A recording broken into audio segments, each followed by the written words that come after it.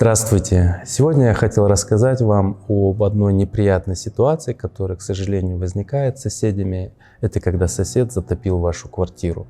Очень неприятно, особенно если вы сделали хороший ремонт, вы радовались, у вас было прекрасное настроение.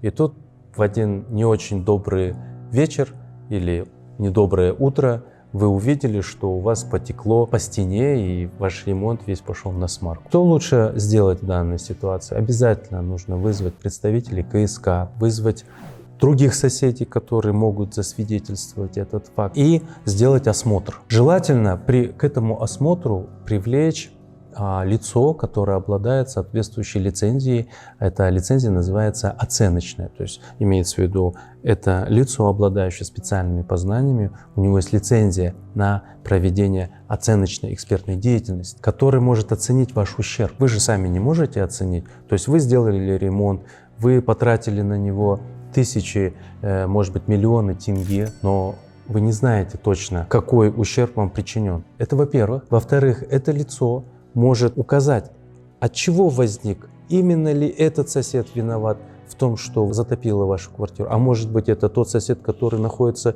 выше, который живет, допустим, вы живете на 2-м этаже, а этот сосед, который вас затопил, находится вообще на 5-м этаже. У нас есть одно гражданское дело, где соседка, которая живет на 5-м этаже, она затопила все 4 этажа по своему стоку. И все они обратились с исками в суд. Но до того, как они обратились с исками в суд, они, кстати, правильно сделали. Они сделали так, как я вам сейчас сказал. То есть они вызвали сотрудников КСК, они пытались вызвать, кстати, эту соседку с 5-го этажа, просто она там не живет. Они вызвали других соседей и зафиксировали все это. После того, когда они оценили, то есть вот эти все потерпевшие оценили свой ущерб, который действительно составлял большие суммы денег, они обратились с претензиями к лицу, который, во всяком случае, он был там прописан. Но его там не было, поскольку он там не живет. И вот сейчас результат: мы находимся в суде, судимся и проводятся соответствующие экспертизы.